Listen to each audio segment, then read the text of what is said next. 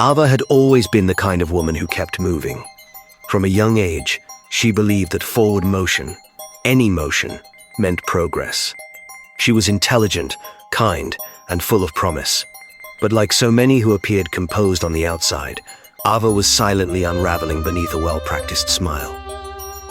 In her early 30s, Ava found herself in a relationship that began like many others, full of excitement, charm, and the promise of something lasting. The man was charismatic, too charismatic. He had a smile that disarmed, words that lingered like perfume too, and just enough mystery to keep Ava guessing. At first, she found it intoxicating, but over time, the charm unraveled to reveal something far more dangerous.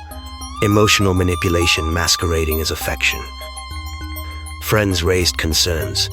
Ava brushed them off. After all, love, she reasoned, was supposed to be complicated. She didn't realize she was being trained to doubt herself, gaslighted into silence, and made to feel small. The relationship, once thrilling, had become a slow erosion of self, and Ava, the strong, capable woman she had always been, began to disappear. By the time she recognized what was happening, she was already entangled. Leaving wasn't simple. There were no bruises, no police reports, just the kind of psychological wear that can't be seen, only felt. She stayed longer than she should have, telling herself that people change, that things would get better, but deep down, she knew the truth. Ava was trapped, not by locked doors, but by hope and habit. In the spring of that year, just as the weight of it all became too much to bear, something unexpected entered her life. A golden retriever named Max. She hadn't planned on getting a dog.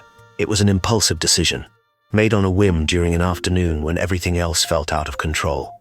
But from the moment she met Max at the shelter, something shifted. His eyes were kind, calm, as if he saw straight through her confusion and into the heart of someone worth saving. Max wasn't a puppy. He was 3 years old, gentle, loyal, and in many ways already trained. But more than that, he brought something Ava hadn't felt in a long time: peace. He didn't ask questions. He didn't offer apologies. He simply stayed. At first, Max was a distraction, a reason to get out of bed, to go for walks, to think about something other than the man who loomed like a shadow over her every decision. But gradually, Max became something more: a mirror, a measure. Through him, Ava began to see herself again, not as broken, not as a victim, but as someone still worthy of love. In the evenings, they sat together in silence. Max would rest his head on Ava's lap while she absently stroked his fur, her mind heavy with doubt and fear. The house, once filled with arguments and tension, had grown quiet since the man had left town for a temporary work assignment. Ava knew it wouldn't last. He would return, and with him, the same cycle, the same wounds. As the days passed, Ava found herself thinking about leaving, for good this time. She began imagining a life without the anxiety, the excuses, the constant justification. A life where she didn't have to walk on eggshells or question her own reality. But fear held her back. Where would she go? What if she was overreacting? What if she was the problem? It was during one of those restless nights, sometime around 3 a.m, that Ava finally let the tears fall. She had held them back for so long, pretending to be fine, convincing herself that she could fix it if she just tried harder. But in the quiet of that hour, with only Max beside her, she allowed herself to break. Max, ever attuned to her energy, shifted closer, nudging her with his nose.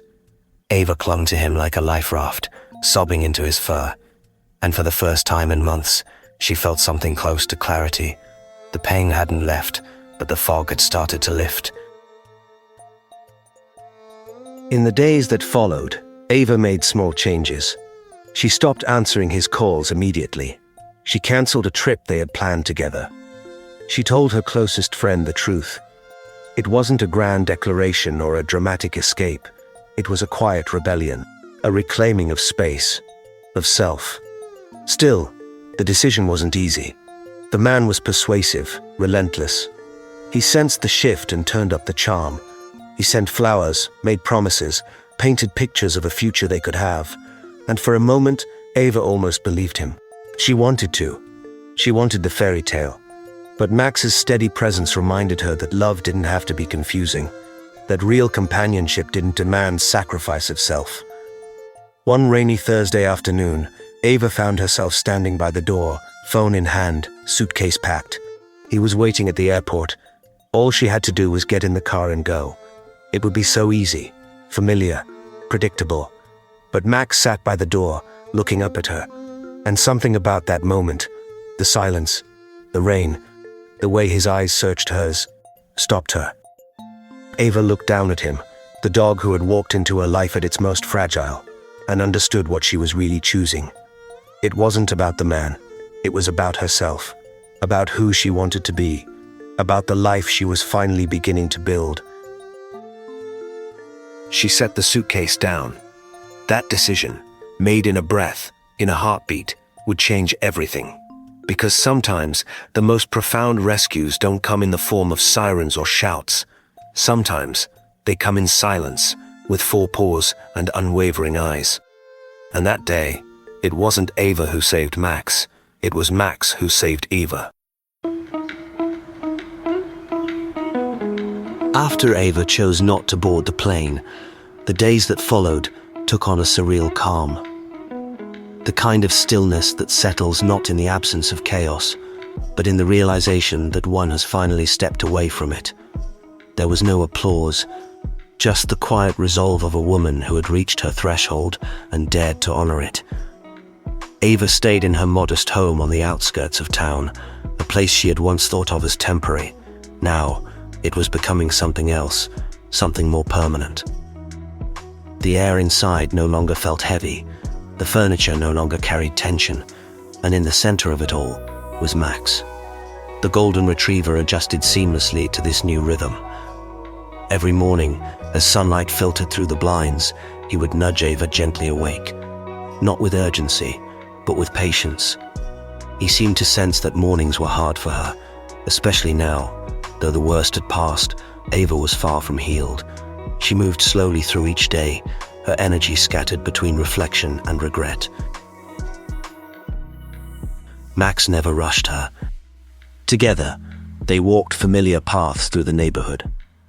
Streets she had once driven blindly now became trails for rediscovery. Each step with Max grounded her, reminded her to be present. He sniffed every tree, paused at every breeze, and wagged his tail at strangers who passed by.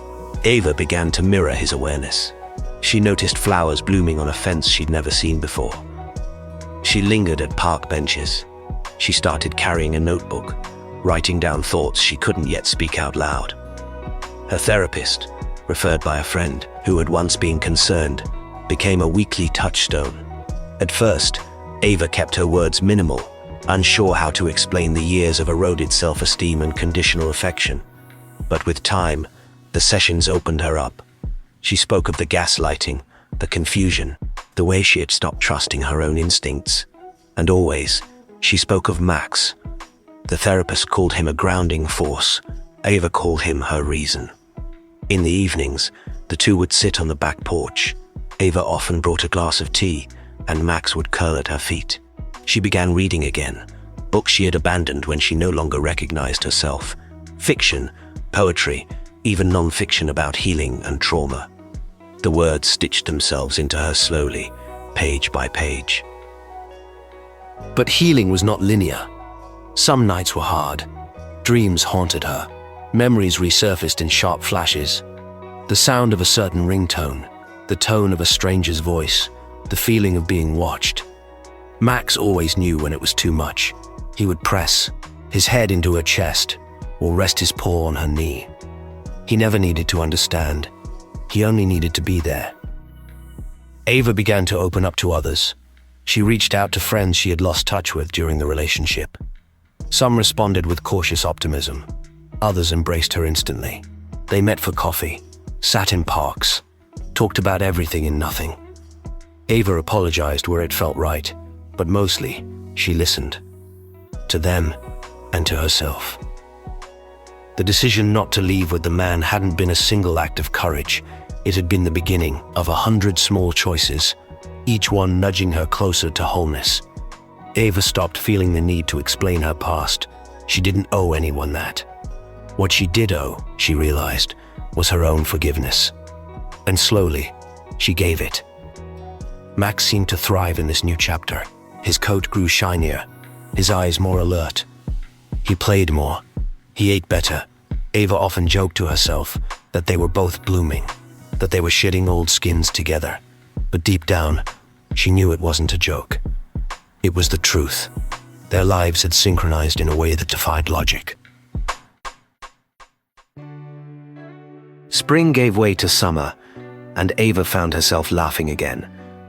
Not forced, not polite, but full-bodied laughter that shook loose the sadness and let light in.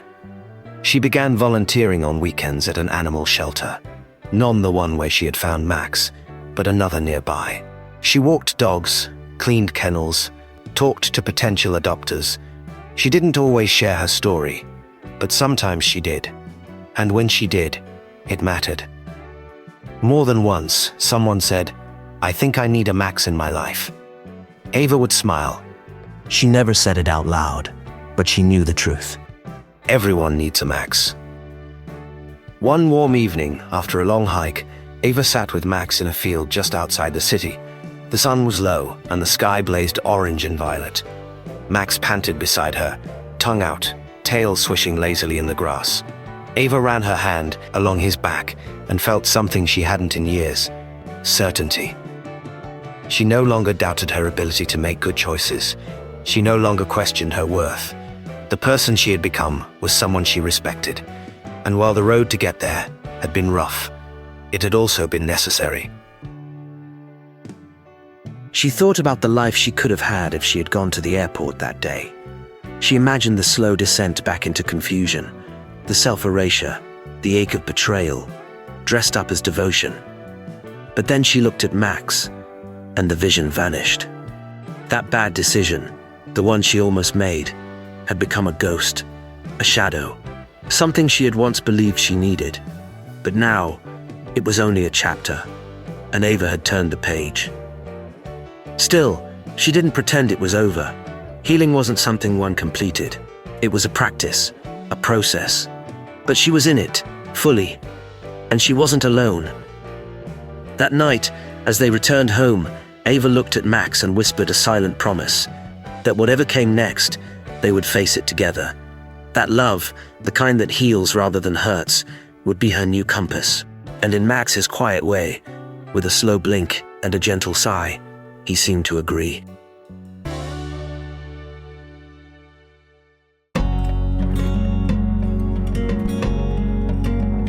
By the end of summer, Ava had rediscovered something she hadn't felt in a long time: contentment.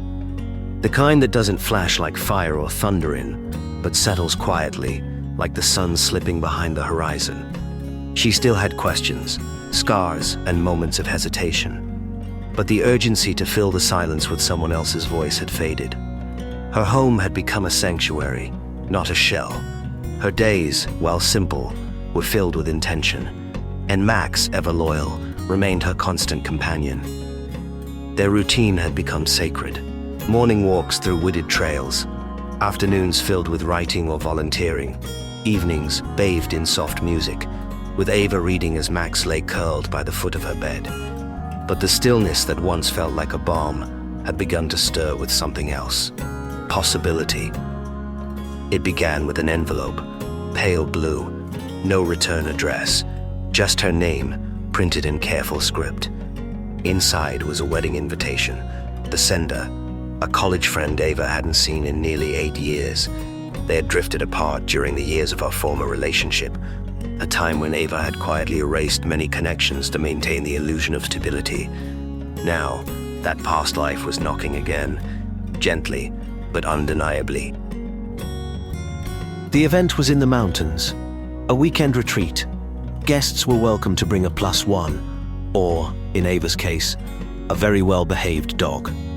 She stared at the RSVP card for days. A year ago, she wouldn't have considered it. The anxiety of returning to a room full of people who had known her before would have been too much. But Ava wasn't the same woman who had disappeared into someone else's expectations. She was someone new, someone stronger, and maybe it was time to be seen again. She checked the box, accepted, and wrote in neat, deliberate handwriting, "Attending with Max." The drive up the mountain was long, winding. As the landscape changed from suburban blocks to tree-lined cliffs and winding switchbacks, Ava felt the tension rising again. Not fear, but awareness. The kind that comes when one steps into unfamiliar territory, not sure how they'll be received. Max sensed it. He leaned forward from the back seat, resting his chin on the center console. A silent reminder. You are not alone. They arrived on a Friday afternoon. The lodge was rustic, beautiful, surrounded by tall pines and a glimmering lake. Other guests were arriving in waves, laughter and chatter filling the air. Ava stepped out slowly, stretching her limbs, adjusting to the sudden presence of so many people. Her old friend, radiant and warm, greeted her with genuine joy. The reunion was not strained or awkward. It was healing. There were hugs, soft apologies, and the unspoken understanding that life had pulled them in different directions, but here they were, finding each other again. Max was an instant celebrity. Guests formed over him, took turns tossing sticks and sneaking in bites of catered appetizers. Children asked to pet him. Strangers smiled at Ava simply because he was at her side. And Ava, once tentative, now stood a little taller. Not because she needed validation, but because she had stopped hiding.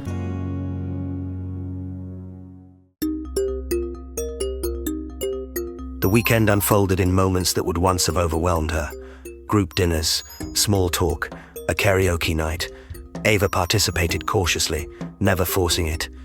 She excused herself when it was too much and returned when it felt right.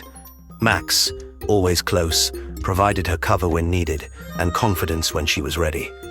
But it wasn't just reconnection she found that weekend, it was reflection. One evening, under a canopy of stars, Ava walked alone by the lake. The water was still, moonlight tracing a silver line across its surface. Max walked beside her, his paws soft against the dirt path. She thought about the years she had lost, the years she had survived, and the woman she was slowly becoming. A group of guests passed by, laughing, arms entwined. Ava smiled, but didn't join them. She didn't need to. She was part of the world again, but on her own terms. She had learned to be alone without being lonely. Later, sitting on a wooden bench overlooking the water, Ava remembered the woman who once stood frozen at a door, suitcase in hand, afraid to stay and afraid to leave. And she thought of how far she had come, not in miles, but in courage. Max rested his head on her thigh. There, in that moment, Ava didn't need to speak to know she was understood. When the wedding day arrived, it was filled with soft music and vows exchanged beneath arching trees. Ava sat in the third row, Max curled beneath her chair. She watched her friends speak words of love and commitment, and for the first time in years, those words didn't sting. They didn't remind her of what she'd lost, but of what she deserved. On the final night, there was a bonfire. Guests passed around marshmallows and stories. One couple asked Ava how she and Max had found each other. She told them about the shelter, about the timing.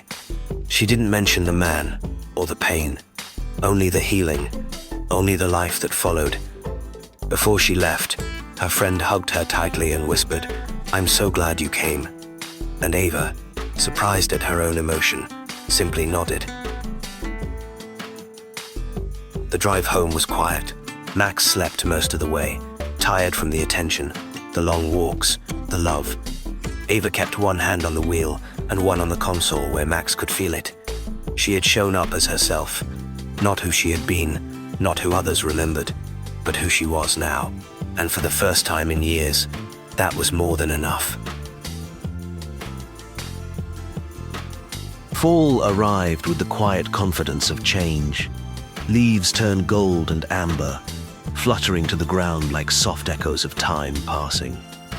For Ava, the transition was less dramatic than in previous years. There were no emotional upheavals, no restless wondering about what she was supposed to be doing. For the first time in a long time, the rhythm of the season matched her own. Ava had not only survived that decision at the airport, she had transformed because of it. But transformation wasn't a single moment. It was a practice, and she committed to it every day. Max remained her most loyal companion, aging with a grace that mirrored Ava's emotional evolution. His energy had softened, but his spirit was as bright as ever. They continued their routines, long walks, quiet mornings, evenings with books or a soft instrumental playlist playing through the house. But something had shifted, not just in Ava, but around her. She was no longer just recovering, she was becoming. Her work evolved. Writing, once an outlet for pain, had become a tool for clarity. Ava published short essays and reflections online, pieces about resilience, about starting over, about the silent power of companionship. She never gave details about her past, never named names, but her words resonated, especially with women. Strangers reached out to thank her. Some shared their own stories. Ava responded to each one, not as a counselor, but as someone who had stood at the edge of a decision and chosen herself. And Max, always at her side, had somehow become part of that narrative. She started calling him her co-author in jest, but deep down, she knew the truth. Without him, none of it would exist. He had been the anchor when everything else was uncertain. As the holidays approached, invitations began to arrive. Family gatherings, community events. A local podcast even asked her to appear, having followed her writing and drawn inspiration from her gentle, honest voice. Ava declined at first. Public speaking had never been her strength. But the host, persistent yet kind, offered an alternative. A pre-recorded conversation, informal and private. Ava agreed. The episode aired 2 weeks later. Her voice, calm and steady, spoke of healing, courage, and the power of a single instinct. An instinct to stay, to listen to the tug in her gut. She talked about the day she didn't get on the plane. She mentioned Max, her guardian, her mirror, her silent support. The response was overwhelming. It wasn't just about Ava's story. It was about the collective memory of so many others who had walked to the edge and either stepped away or wished they had. Ava wasn't a cautionary tale. She was proof that you could turn back, that turning back could be the bravest thing you ever do. That winter, Ava hosted her first holiday dinner. A small group, just a few friends, the ones who had stood by her during her quiet re-entry into the world. She cooked, decorated, lit candles. Max wandered through the gathering, accepting pets and scraps and praise like a dignified elder statesman. Ava watched it all with quiet satisfaction. She had never needed a full room, just the right people. On New Year's Eve, Ava sat with Max on the porch, watching fireworks in the distance. He didn't flinch. The sounds didn't bother him the way they once had. Maybe he sensed her calm, her presence. Maybe he simply trusted that everything was fine. Ava thought about the word rescue. People always said she had rescued Max, but it had never felt that way to her. If anything, the roles were reversed. He had pulled her from the brink, not just from a bad decision, but from a life that had been slowly eroding who she was. He had shown her how to trust again, herself, the world, and eventually, others. In the months that followed, Ava began working with a local organization that supported survivors of emotional abuse.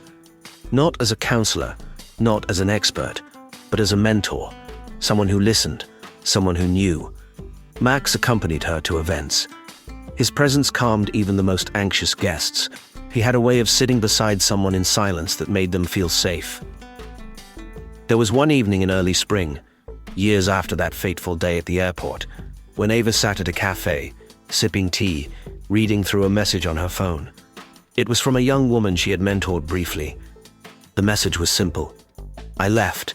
I didn't think I could, but I did. Thank you. You saved me. Ava looked across the table at Max, his face beginning to show his age, the muzzle a bit grayer, his movements slower, but his eyes, the same eyes that had looked up at her from the shelter kennel years ago, still held that quiet wisdom. She reached across and touched his paw. It had never been about one grand moment. It had been about every small, brave choice that followed, about listening, not to fear but to instinct, about believing that even when you feel most alone, there might be something or someone waiting to guide you back. Ava would always carry the memory of that decision, but not as regret. It had become her turning point, a fork in the road where she paused, looked down two very different paths, and chose the one where she could live with herself. And when she took that first step, Max had been right there. Not leading, not pulling, just walking beside her. Time, as it always does, moved on.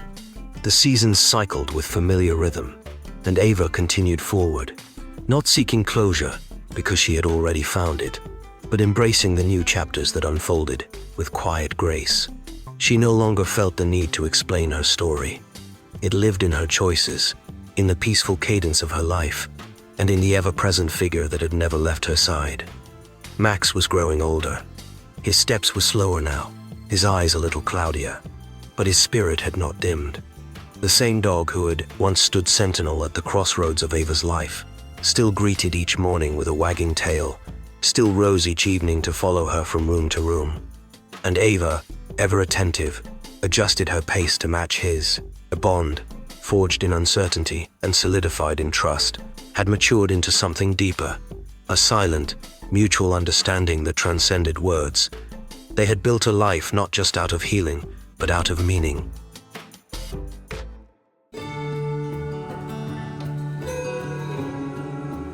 It was on a gentle summer afternoon, years after their journey had begun, that Ava noticed Max struggling on their usual trail. The climb, once effortless for him, now demanded more than his aging limbs could manage. She paused, knelt beside him, and waited. No pressure, no urging, just presence. Max looked up at her, and in his eyes was the same message he had given her long ago at the airport. I'm still here. I am still with you. As Max's health declined, Ava prepared herself with the same quiet strength that had carried her through every transformation. She gave him comfort, dignity, and time. She slept beside him when he could no longer climb onto the bed. She sat with him for hours, reading aloud, the sound of her voice steady and familiar.